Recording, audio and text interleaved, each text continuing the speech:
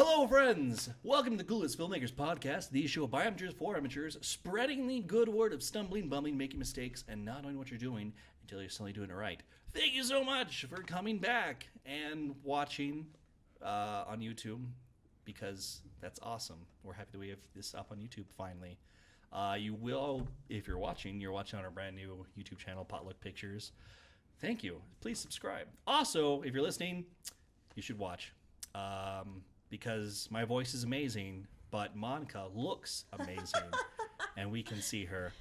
I'll just mouth.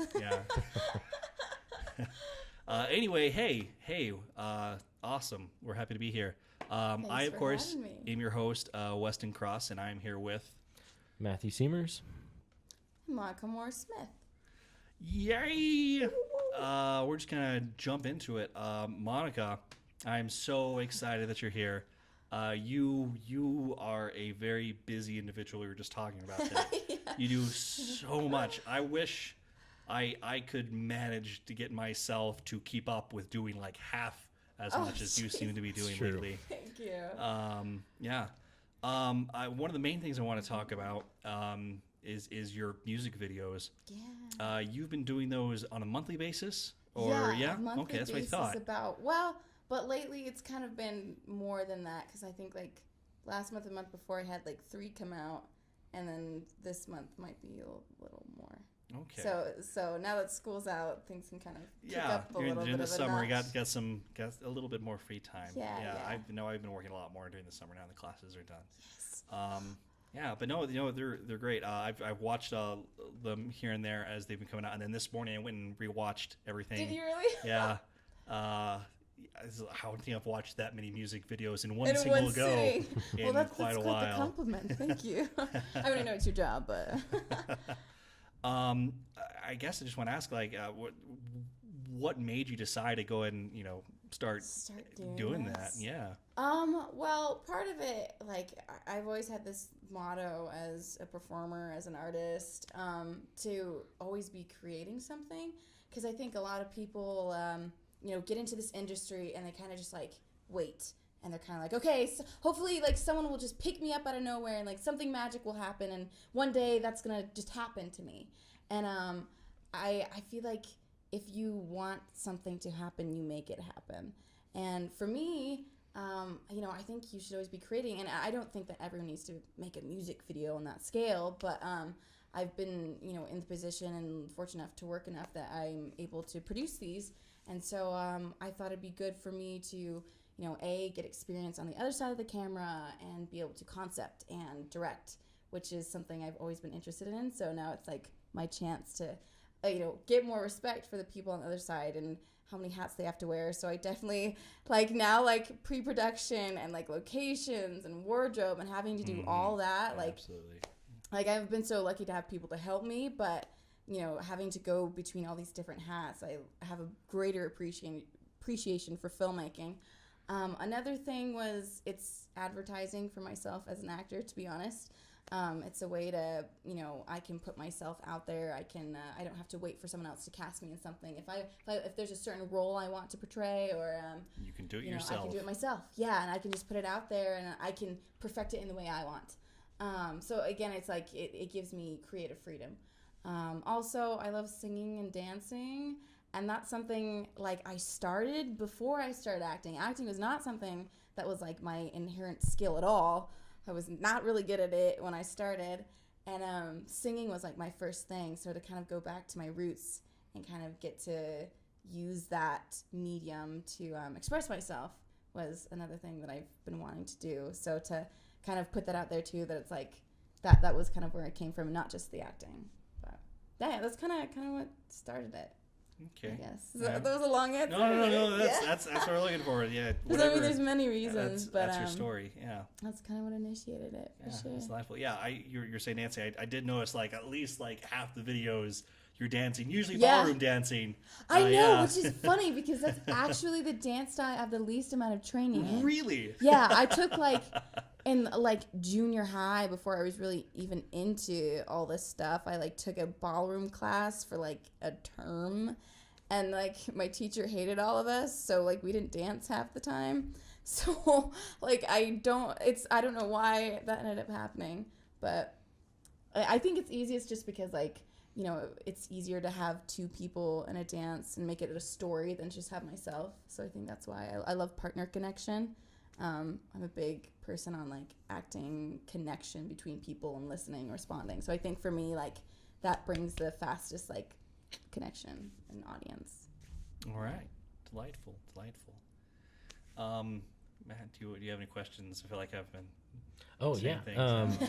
I'd like to know more about the behind the scenes producing aspect of it. Ooh, okay. Because you I love are this. very much a performer. Yes. You're very much in front of the camera type person. Where, you know, Wes and I, we're behind the camera. And that makes sense. Yeah, this from, is like, like only different time that ends. we're in front of a camera is this. Yeah. So what was the transition like? So I have a two-part question. What was the transition like going from more of a performer to a producer? And second, how do you produce these things? Where do you get your money from? How do you get crew?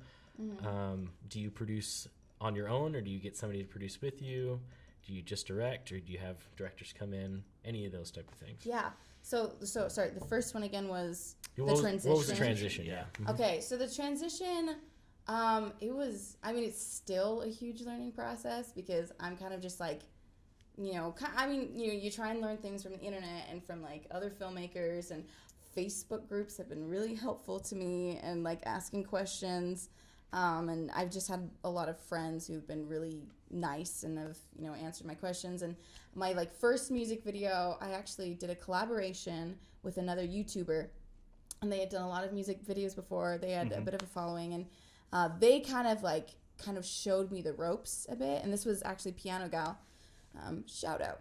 And so they kind of helped me show the ropes. And when I first was trying to like, this was a collab, but they kind of headed it a little bit on more than I did initially. And it was like there were so many aspects that I didn't like even think that came into play. It was like we have to get location, and then oh my gosh, we didn't bring a broom because there's dust everywhere, or this shot isn't going to work because you're not a camera person, it's too complicated, or you have to cast this, and then you got to get crafty and like terrible when somebody forgets crafty. Yeah, you gotta remember crafty. There's so many things, and you have to take in, to consideration the kind of coloring you want, or like if you want slow-mo, or there's so many things. So the first one was kind of overwhelming. So I definitely think it's good I'm like someone who's kind of independent and likes to be able to do things on my own, but this was kind of like a humbling moment where I had to,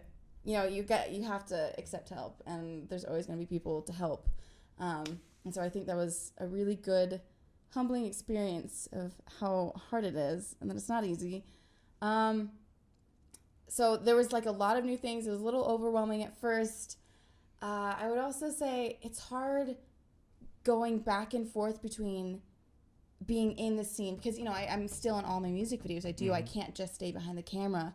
So it's hard to sit down, do my scene, and then be looking at the shot. So looking at it from a director's perspective, but then also being able to instantly put myself in the mind of the character of the shot and not to be thinking too much about everything else that's going on when I'm acting. So that is definitely something I'm still not perfect on, and something I'm trying to learn to go back and forth between the hats, because typically when I'm on set, I can just kind of do my own thing. And, you kind of get babied on set almost because it's like people are handing you water and they're like, don't do anything. Just like, we'll give you 10 minutes to like get into acting mode, which I don't believe in doing so. But like, I don't believe in diva mentality, but you kind of are babied on set. And so to go in a position where it's like, I'm having to take care of everyone else, but also still find my space in my acting it's still something I'm learning to do. And learning to direct as well, especially other actors, because every actor's different and everyone's unique, and trying to find out a way to help them, because everyone's language is different, and you can't just say, you can say one thing to one person that will work and then the next person it's not. So learning to be patient as well, that's hard. I think there's like so many different aspects, but it's I think just a lot of appreciation for sure, I think is the biggest thing, just because it's a lot. Okay. But that's Does that kind of answer the question? Yeah. It does. Mm-hmm. Does. Oh, Yeah, yeah. so then you have second to half. say- Yeah.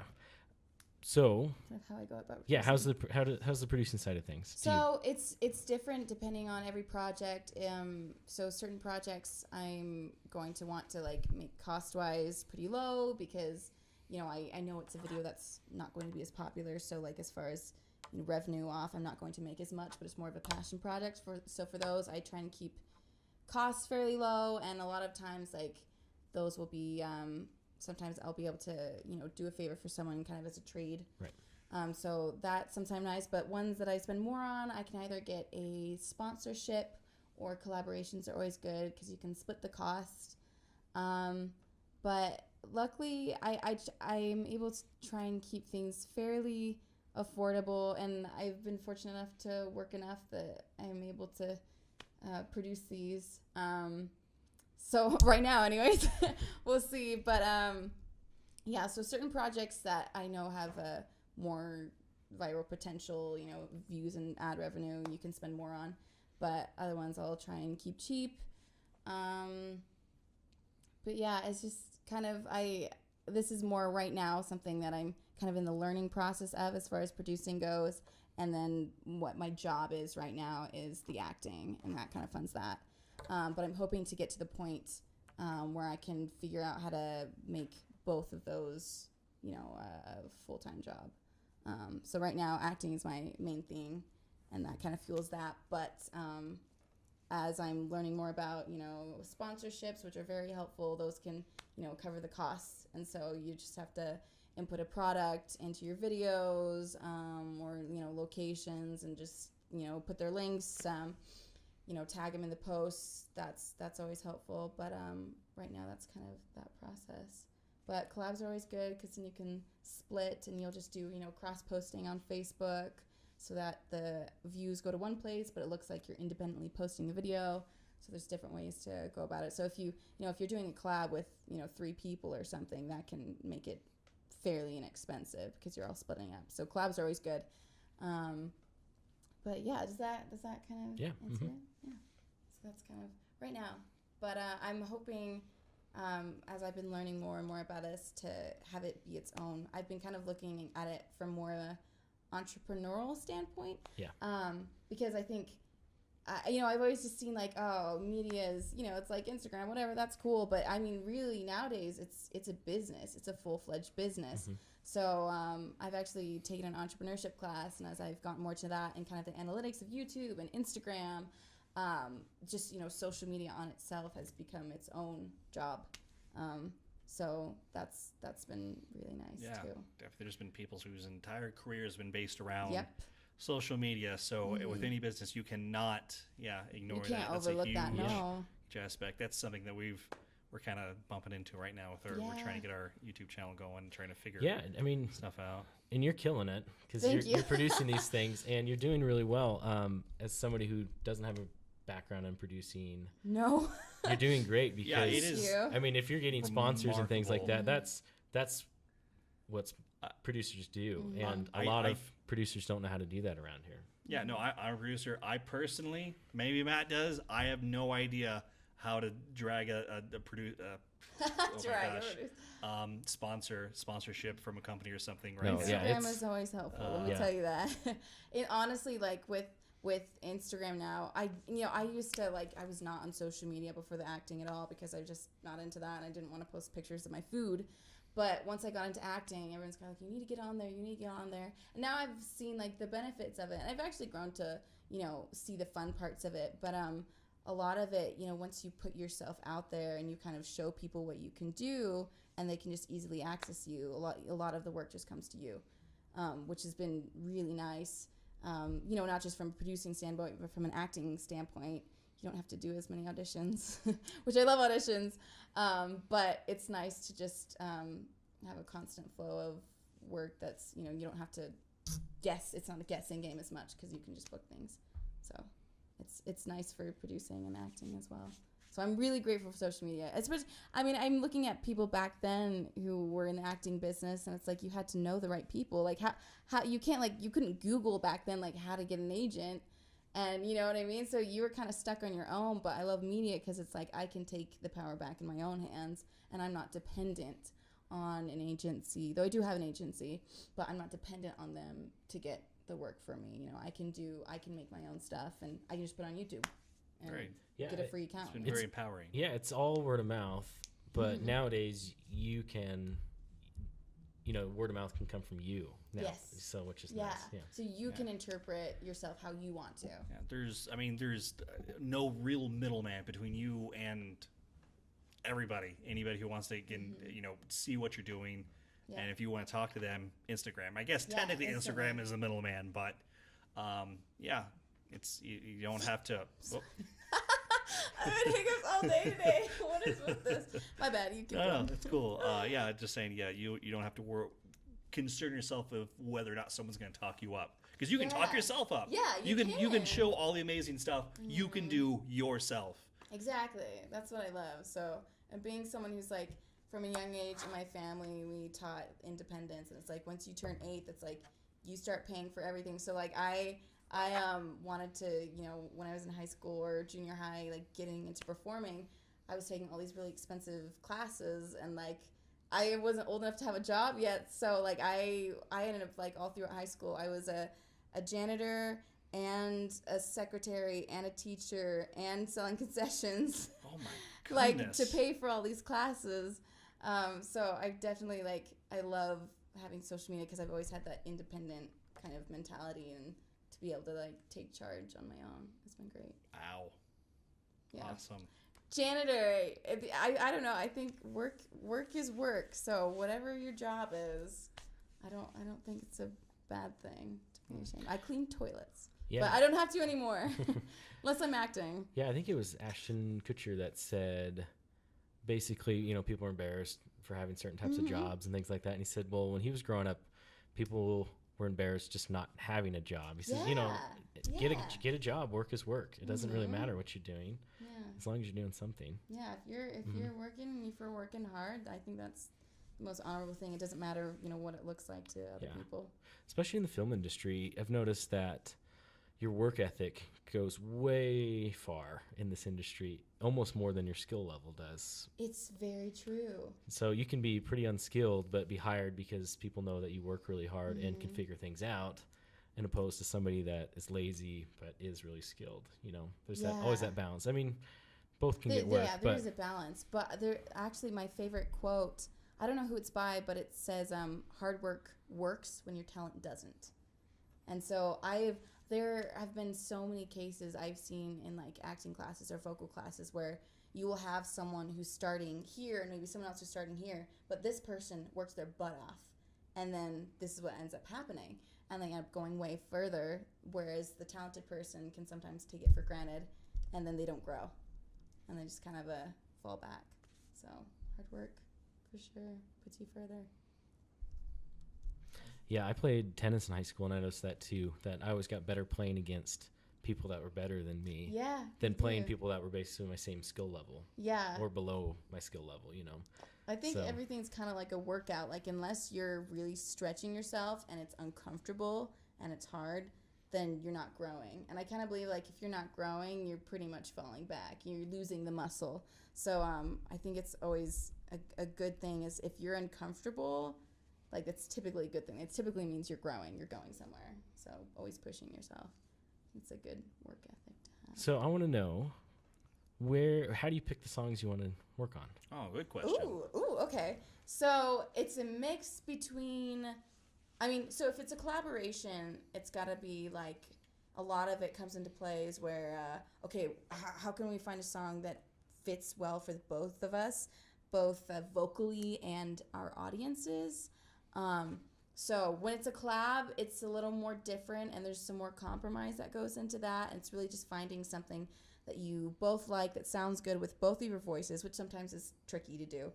But with myself, when I'm doing one on my own, some of them are just I hear a song and I really like it, and then I'm the kind of person that always whenever I hear a song, it's music video starts coming to mind. Even before I was in film at all. It was so funny because I was a Karate Kid sports tomboy that didn't consider film at all growing up. but I always had like a vision for it. And as I've gotten older, I've realized like, oh, this is something I could do. Because just when I hear a song, it's just like instantly starts coming to mind. And so there's sometimes I hear a song and like, oh my gosh, I have this vision and I've just got to do it. And I just kind of go on gutting instinct with that. But there's other songs that I'll choose that are kind of more like based on like a song that's, you know, popular right now, or like from a movie, like it did La La Land when that was popular. And, you know, those are the ones that I like put more time and effort into because they'll do better typically, just because they're searchable. Yeah, anything is La La Land on it. Yeah, Just gonna be attracted people. to, Yeah, and I actually had the official La La Land Facebook page and their website share my video, which was awesome. So yeah, stuff like that. So I try and do a mix of songs that are popular and then ones that are more just like passion ones that I just want to do, even though people won't be searching for them, but I just want to do it. And I find fun in both of them, obviously. But if I'm doing something popular, I try and make it different enough that it's not just like, oh, here's just a cover of a song you've heard a million times, but like, here's a jazz cover, or, you know, here's something different or a different take on it. So that's kind of how I typically choose them, is kind of finding that balance. But then with collabs, it's more of a collaboration. You kind of decide together, or if I'm working with someone who has a specific cause, like I just worked with this other YouTuber named Nadia and Yahosh, and Nadia specifically does music videos for causes. And so that was more, okay, we have a specific cause which was suicide prevention. Was that the Stay video, right? Yeah, the Stay video. We collaborated with Stayware. They sponsored us. And then we actually also chose a song, Million Reasons, that was popular to try and kind of create this viral thing. It's actually got like over 400K views on Facebook now. So it's doing pretty well. Nice. Yeah, and so that was kind of like, okay, how can we find a song that fits the story, that fits the purpose, and that's, you know, helpful, especially on something that's really touchy. So sometimes those are a little more tricky. So depending on the project, it's all different, but it's fun. I love it though. Yeah, Nice. Yeah. Yeah, that works. Saying I guess it's not as in depth, like when you're doing collabs. Yeah. I guess it's just out of curiosity because still haven't done too terribly much on YouTube. Yeah. Like, how do the rights work with the video? Like, who gets it on their channel, or are you able to each have it on your channels? How does that work? That's depending on who pays for it, essentially. Okay. Depending on how you split up the cost, like with the Stay one, that was that was, you know, a trio collaboration plus sponsorships, but that was kind of Nadia's video. So with the way we split up with the payments, Yahosh and I couldn't post on our YouTube page till later with the video, so she got to post it first. Okay. So it depends. So sometimes you don't post on your page at all. Sometimes it's just a matter of time, or you have to post a different edit. You kind of have to decide and agree upon that, and with, you know, how you're splitting the costs. You know, how even is it, or like if someone wants to own it the most, or if someone just wants to do it all themselves and just have you on it, like featured you. Because I've had some where it was just me, but I just brought someone on to feature them because they don't have, you know, experience in that. So it really just depends on where the money goes, kind of, all typically. Right. But, I mean, other people might do it differently. Okay. No, that's interesting. Okay. Just quick, funny story. Yeah. Because I was a little bit confused for a second when you were talking about the Million Reasons video, that one.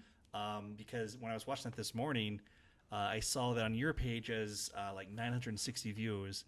And I guess that's because you brought it in later, because you just said 400K. I was like, it definitely didn't have 400K. Yeah, no, yeah. I was like, okay, because it was originally was on another channel and then came over yours. Okay. Yeah, that's why. All right, because when I first saw it, I was sad because I was like, this is like the best message, the best thing behind it. I know, you're like, what's happening? And I put all this effort into this. And I thought it like probably had the greatest production value so far of your videos. I was like, why isn't everybody like watches and they watch the Christmas one that's super seasonal has more views than this? Why? Yeah. But okay, I see.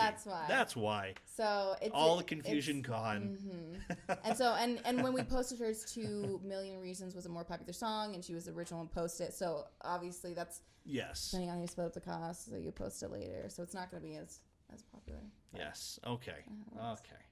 I was just, Now, are you calm? Are you okay? No, Are I you understand. good? Because when I was actually talking to Matt about it earlier, I was like, I was complaining to him. Just I was stressed like, about it. why isn't this video more popular? Yeah, okay, that's turns right. out it's very popular, and just in any way. I think your host actually posted a different edit, but I haven't watched it yet, so I'll have to go. Okay. You have to see on his channel too, because I just posted the same one because I like the edit, but I think he posted a different one. So Okay. I think everyone's different, but that's how we did it. Cool. Yeah. Cool. As a director, Yeah. what are your inspirations? Like on a short or on narrative films, we always come up with a script, and then we come up with research materials that are similar to or have the same feel, or you pull a movie and say, hey, watch this because I want the camera work to be similar. Yeah. What do you do for music videos? I think everyone's kind of different. There's some music videos where like I'll find a song and like typically like with music videos, like I'll pick stuff that I like hear and then I've already got a vision. But with some of them, like the recent one I did, Such Great Heights, with my sister, that one we were just doing a jam session, and then we played the song on the ukulele, which is originally like a techno kind of sounding song, and we thought, oh my gosh, this is really, really cute. And I asked her if she'd do a collaboration with me. And so we got the song figured out first, and I was like, this was when I was kind of stumped on what to do with the music video. So I think when it comes to those where it doesn't just come to me naturally, it's more like sitting down and kind of, looking to the song for inspiration. So for this one, I was kind of looking at it, and I kind of wanted this one to be not like crazy storytelling in your face, just because we were kind of on a time crunch. So I needed something that I didn't want just like a park and bark singing music video that everyone does. So I kind of looked through the lyrics and tried to find some ways that I could take some of the lyrics and use those symbolically in the video. So in the song, it talks about mirrors and reflections. So I kind of used that throughout the video to kind of be a symbolic representation of like, when you're alone and having, like your significant other gone, but you can kind of like the mirror of what's it called in Harry Potter, where Harry sees his parents. Mirror of Erised or something. Desire is spelled backwards. Was it Erised or something? Yeah, something like that, kind of as a incorrectly. representation. But I just took some of the couple of lyrics and inputted little things that maybe not other people would catch, but like subconsciously would get in the video. With other ones, some of it's, how I'm feeling at the time, just kind of like I need to release like a certain thing, or just and like with this one, with Such Great Heights, I had my real boyfriend in there, and my sister's real husband, so that was kind of like, a way for us to dedicate a song to them. So that came from a very organic, natural place of just a song that I connected to. And for me, that was just putting my real life moments onto film. So that one was very much just organic. But I think all of them, just in my acting, I have to try and root it in myself, even though I might have a character that's like, there's a character for a film that I'm going to be playing who has been pregnant, and I've never been pregnant. But, I have to look at the emotion she's feeling, and I go, okay, she's feeling scared. I felt that in a different way, but I have felt that same emotion. That's how we relate. So I try and go look it through my songs and see, even if the song doesn't specifically fit my situation, I try and see how I relate to it, and then come up with a story from there. But like as far as like visually, like Pinterest, maybe that's like just a girl thing, but it's super, super helpful. I can just like input like blue lights or something, because in my head for this next video I'm doing, I just kept seeing lights and like blue tones. I don't know why, so I just look up on Pinterest, and there's a lot of great photography stuff out there, and then like, oh my gosh, that kind of feel is what I'm going for. And sometimes I'll see something that inspires me. There's not like a lot of like music videos per se, or like films that I see and I'm like, I want to do something like this. Typically, I think there was one video I had that was kind of inspired by that, but I feel like I typically go off the lyrics or just a story I've wanted to tell, or just, you know, like just a way for me to kind of like secretly input my emotions through a song. But, you know, for other people, they may watch the video and be like, I don't know what that has to do with you, but it's a way for me to be vulnerable without other people knowing, if that makes sense. So typically it kind of comes from, I don't know, I just get like, I don't know, I think just when I hear music, it's something that I've grown up with, and so I just kind of in my head kind of get what I want, or if there's like a specific message that I wanted with this next video, well, one of the next videos I'm doing has a message that's very important to me that I want to get out in my own way. So sometimes it's just a matter of, how do I portray this message? How can I do that? Yeah, I don't know. It's different on everyone, but it sounds very weird. It's like I'm getting visions, but like, I don't know. I think that's all artists. It's like, it's got to come from you, and you can be inspired by things. But there's going to be times that it's like, I'm going to be like, okay, there's this one music video. I like had it all blocked out except for the ending. And I was just like stumped for like a week. And I'm like, okay, I've got to get this out. But I literally, everything I've sketched out, I storyboard out my stuff. And I'm like, this is all crap. I cannot figure this out. And you just basically have to just like write it out. This is a possibility. And you have to allow yourself to fail a billion times before you get something you're going to really love. And that's with every video. There's always stuff I'm like, oh, that's crap. I got to scratch that. Or, oh my gosh, I thought this was a good idea. And now that I'm watching the footage, we're going to have to change this edit, because I always go in with an edit in mind with everything. I don't just like, oh, just film stuff. You know, I'm very, in the process, I'm very heavily. Yeah. Yeah. So I go in with the edit in mind, and I've got the shots that I need to take. And sometimes, like with this last one, I was like, the edit that I had in mind wasn't quite working, you know, and sometimes stuff doesn't come to fruition, but you still just gotta work with what you got and allow yourself to fail. And it's really just like a guessing game, I feel like sometimes. And you just have to follow your impulses, and sometimes stuff lands, sometimes it doesn't. So sometimes it's hard to get a vision out there, but really you've just got to figure out, I think, a big thing for me too is being a Mormon in this industry and kind of figuring out what my place is with that. And everyone is different, and you can't really base yourself off what other people do. But I think first figuring out your purpose helps you a lot decide what kind of content you want to create and what kind of videos you want to do.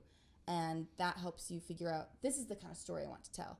So now that I've got that base, I just kind of go off of that and allow myself to fail, and then hope that things land.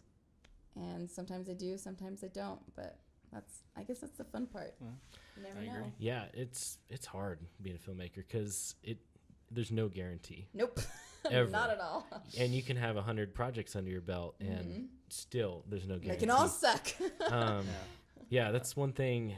Well, I'm a huge Star Wars fan, so I always go back to George Lucas. Here we go. Oh, dear. Here we go. No, but one thing about him that I always found interesting, every single behind-the-scenes documentary you see of him, he's always saying something like, well, we're trying this. We'll see if it works. And always. And he's always had that attitude since day one. And we always make him out to be this controlling monster. But he really, he knew it from the very beginning. He made, he made millions of dollars off of American Graffiti, and then made 10 cents off of the sequel, you know? It's true. And you just never know. And it's always so scary, because I just directed a film a week ago, and everyone keeps asking me, like, oh, how'd it go? And I said, well, I was really happy with everything we got. Let's see if it comes together in the editing. You know, when we release it, what like people say, am I going to get torn apart? We'll see if it actually comes together. Yeah, but, it's true. You can feel, and there's some projects I've like felt really good about, like on set, and then you can see it later, and you're like, wasn't as good as I thought it was going to be, or feel crappy about it, and then you watch it later, and you're like, oh, that was pretty good. Yeah. Okay, you never know. And there's always that moment watching through your footage too, where like, what have I done? Yeah, what was I thinking? Like, I did not get anything I wanted. Like, yeah. Even if it does come together later, but there's always that moment where you're just like, oh my goodness, what? What did we put? Moment, yeah, what did we put on film just now? Why did I just choose that? That color. Yeah, there's why did I have that close up of that watch and that one shot? and forget about how it was gonna be stolen in that other scene. We didn't have a close up of it. Anyway. Why did I have 20 Anyway. takes of this, but not this one important thing? We had a continuity issue on my movie. Oh, I've had those. On day 2, we realized that we had shot stuff that was later it was a little watch. The character's watch gets stolen, and it ended up being a huge deal because we had to rewrite it at lunch because we had shot scenes and his watch was still there. Stolen. Yeah, and so we're like, well, he has to keep his watch, and then I realized that this moment was a nice little payoff to an earlier gag in the script, but then it was also a nice little moment where the character's emotion ramped up a lot. Oh, okay. But it was over something really simple and silly, but that little simple silly thing ended up being really hard to replace because I had to find something else that would ramp up his emotions in the same way in that moment. Yeah. And so we thought about it for a really long time, and we'll see how that works. See how it works out. That's another thing too. You always have to be on your toes and willing to, like, if you're running out of time, it's like, okay, we have to get this many shots done, and the sun's about to go down, and I can't afford to pay everyone another day. So you're like, well, we're gonna just cut these down and hope it works. Yeah. And you never know. But sometimes I feel like sometimes the best things come out of like the most pressured situations or the hardest things. Sometimes you find the gems. Yeah, like I will say, I think one of the coolest shots, at least that I've seen, was how you modify the looter shot. I mean, a lot of like that action stuff that was semi spur of the moment. Barrett just kind of popping in and coordinating that. Barrett's the best. Yeah, the scene where this watch gets stolen, we basically rewrote. Also, we didn't have a location for it when I was doing my shot list, so I said, well, let's just make it a one shot and we'll block it on the day and whatnot. So we really didn't have anything really planned for it, but some of the action had to change because of the watch also. And so I had no idea what we were going to do. We were shooting this day 3, and I asked Barrett, he was our second AD, and I said, hey, do you want to just figure something out down here? And he choreographed this cool little scene with all the looters and the main character, and I think it's probably one of the best scenes in the movie. Looks good. Yeah. So hopefully happy. Yeah. Yeah, sometimes the best things come out. Cool. Well, let us go towards my personal favorite part of the podcast, especially considering Matt asked all the coolest questions. You took them all. Thief. The awkward stories segment. So did many. you happen to be thinking and bring us an awkward story that you would like to share? And this is a no judgment zone. Everybody knows this is a no judgment zone. It's on the internet, so it is for forever. But we no all judgment. understand. No No judgment. judgment. People are gonna judge me. No, Never. of course. The internet's the most Of course understanding not. place in the world. Yes, safe space. We're gonna big safe start space. a really big safe space. Feel very coddled. Well, like one I've kind of told a lot. This was not with my music video, but this was on Saturday's Warrior, and this was like, lead in like the biggest film I had done, and this was the first. Oh my gosh, this was the first day of shooting. I'm like terrified, and I'm shooting these scenes with the lead actor Mason D. Davis. We're love interests, and we're like out in this beautiful location in the mountains, and we're doing these scenes where we're holding hands or having a picnic, right? Like innocent, cute stuff. And then like the director takes us out to this massive field and like puts us in the middle, and you've got like all of the crew 20 feet away all watching us, and a drone and all these cameras, and you have Video Village, and like everyone, like all like the makeup ladies decided to come out and watch for some reason. And in the script it says that we're holding hands at this point and looking to each other's eyes. I'm like, okay, easy. And the director, Michael Buster, love him to death, comes out and he's like, so we're gonna have you like kiss in this one, but like kiss, not just like a peck, but like kiss. And I just like, I go beet red. And I'm just, and Mason's like, yeah, sure, whatever. And then I'm just sitting there. I like don't say anything. He's like, is that cool? I'm like, yeah, no, that's fine. I've just never kissed anyone before. And he's like, oh, okay. awkward main ingenue actress has never kissed anyone. So I'm like, I don't know if I can do it. I'm going to try it, but I don't know how that works. So I don't know if it'll look any good, but I'll do it. But it wasn't in the script, so it wasn't my fault. I didn't have time to practice. But so he was like, well, okay, you don't have to do it. But I was like, no, I'm going to do it. I'm going to do it. You know, I'm going to do it. And he was like, okay, but we'll do the, you know, handhold ones first, and we'll just like try one take of the kiss. It won't be a big deal. So, you know, do some of the handhold one first, and then, you know, when you're ready, do the kiss one. And so he goes out. So, you know, he calls action. We've got this drone flying overhead. So I'm holding hands, thinking we're gonna do the hand holding shot first, so nothing crazy. And then Mason just goes in for the kiss. So first kiss, like first shot right away. First day on set of a big movie set, being a lead. I've got this drone going ooh above my head. I'm like, oh gosh, my face is beet red. I'm just like, I don't know how this works or what I'm doing, but I think it turned out okay.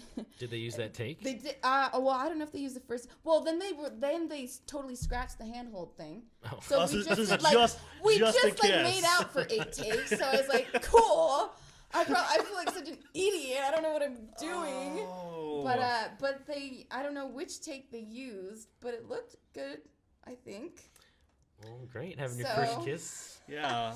Recorded. I guess it was probably more epic than most people's first kiss. So Yeah. I guess Yes, my first kiss story was drone.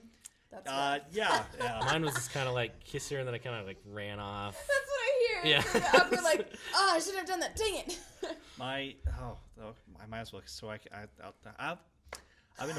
been holding back on sharing any of my kissing stories. I've terrible kissing stories.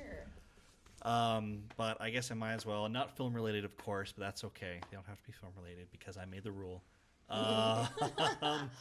So my first kiss was sophomore, freshman year or something of high school. I was in band. And actually, it's funny, in my little small town high school, the marching band was the cool place, which is like the opposite of most high schools from what I understand. Yes. But we had a huge marching band for how small our school was. And so, of course, we went to all the football games, which meaning, you know, band bus trips. Boy, howdy, did stuff happen on those band buses. Tormances. Oh, man. Band nerds go crazy. Oh, it's surprising. It's all the pent up, I don't know what. Anyway. Yeah.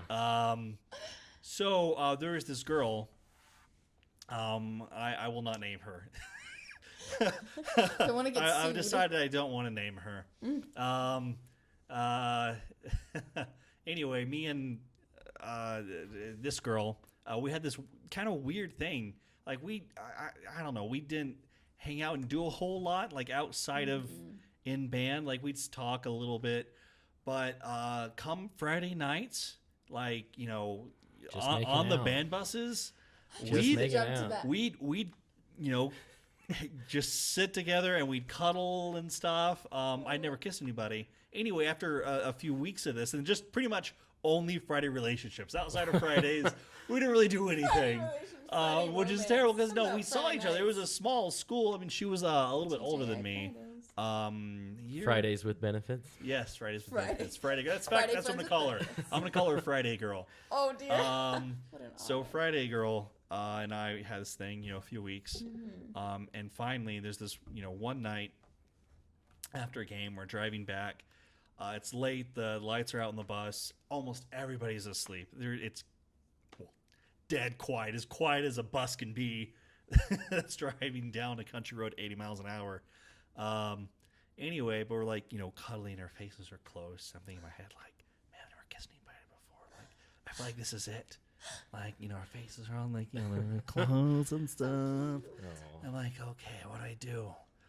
And so, I decided I need to say out loud, hey. I like where this is going already. Hey, can I steal a kiss from you? And she goes, okay. And so we kissed. And just, you know, a little bit, you know, there wasn't like making out. I wasn't ready for that level just yet. I had to earn some experience points, and Anyway, so we did some kissing and then cuddling, just like a little bit more, and that was it. And then soon thereafter, we got back to the high school and went home, and that was the end of it for Friday. And then Monday, weekend happens. I mean, I didn't even have a cell phone back then. This is Oh, that's right. so back from me and Matt and I are so old. There was there weren't cell phones for Yeah, there wasn't that weird texting drama. yeah. It's a whole nother thing. Anyway, Monday rolls around, and I'm in that early morning like homeroom class where we don't do anything, and I'm just sitting there not doing anything. When all of a sudden, a mutual friend that Freddie girl and I have, she sticks her head in, and she's like, "Hey, Weston, come here." I'm like, okay. And so I get up, and I go outside, and friend is there with the Freddie girl. I'm like, "Hey, Weston, just so you know, like, you might want to be on the lookout for John." I'm like, "John?" What? Why? I say, well, John is kind of my boyfriend. He's Monday through Thursday. Yes, he's Monday through Thursday. Oh my I'm God, Friday. you're Friday. Wow, thank you, Matt. Lucky. Yeah. And so I'm like, Sharing is caring. okay, that's nice. Thankfully, I did not know who John was, because if I had have known, I would have wet myself, because he had like arms like this big around. I mean, they're not that much. I don't know. But anyway, he was a stacked fellow who I was told was very, very ready to knock my lights out. Anyway, but they only stopped him because they convinced him. Well, because it was the truth, but convinced him that I had no idea that there was a gun. There was consent. Yeah, there was consent. Consensual. And I discovered I was the third guy she had cheated with on John. So he's only Monday John's through gonna Tuesday move on. then. I guess Monday through Tuesday. Monday Someone through else is Tuesday, Wednesday. Someone else is Thursday. Saturday. I get Friday. So yeah, that was my first kiss experience. It was not as glamorous. Yeah, I think the only people that saw was actually my cousin across the aisle. She woke up apparently just in time to see me kissing this person, and she likes to remind me of that often. Anyway, I don't know, but I think being in front of the camera makes it sound glamorous, but really it's just awkward. Yeah. Yeah, It's just You got 30 like, people I watching just you. met you just met me. Also, you're like way older than me. I had just barely turned 18, so it was barely man. legal for me to do that scene like by a week. I kid you not. Oh, that's funny. Is it really legal? I guess it would be. Wow. Okay. Yeah, no pedophiles. No. Avoid that. Anyway, so yeah, wonderful. Thank you for your time, though. Of course. Thanks for having me. Everybody, thank you for listening. Especially thank you for watching. Remember, like and subscribe, leave a review and things. Again, you can talk to us on Twitter using the hashtag CFPodcast, or you can hit me up personally on Twitter through with @Weston_Cross. Oh yeah, here we go. That's right. Yep, we're gonna put it right here. Right here. We're gonna do that every week. And then Right here. Mine's right here. No, we're using it right Mine's here. right I'm the here. one who edits it, so it's gonna be right Do I here. get one? Yeah. You, No. and Monica. I don't Well, have one. you don't have one. You have Twitter, or you can plug I your do. Instagram. I didn't know. I was like, Oh, I no, don't no, have no. Instagram. No. He's putting our The Instagram. Our handles. Yeah, we're gonna- The YouTube. yeah. I In have post. a Twitter, but I cannot do that. Props to you for keeping that. Nobody. I don't know why I do it. I mean, I kind of only do it because nobody. You people, those those few of you who are actually watching or listening. 3 of you. All 3 of you probably. 300. I know. I've had one person who wasn't on. I don't take that back. Nope, Abby. Everybody who's ever used the hashtag have only been people that have used this. So, Homework dang assignment. you people, homework assignment. Send Weston a tweet. I'm using this week. Twitter for. This is the only reason I even use Twitter. Also because I link it to Facebook. That's It's nice I can do true. like a quick status update Yeah. or share. You're smart. I'm just lazy. Yeah. Anyway, please, you Lazy when it comes to Twitter. Yeah. Anyway, but anything else you want to plug? Instagram? My Instagram I mean, Monica Moore Smith. Everything's Monica Moore Smith. So my Facebook and my YouTube is just my name. Moore is spelled with 2 O's because it's my middle name. It's not the word more. So just more. Yeah, I think that's more it. Just O's. check out my YouTube, Facebook, Instagram. I'll be putting all of her stuff in the description doohickey. So yeah, definitely check out her videos. They're pretty dang awesome. Anyway, that's it. Thank you, everybody. Have a fantastic day. Band nerds, man. Band nerds.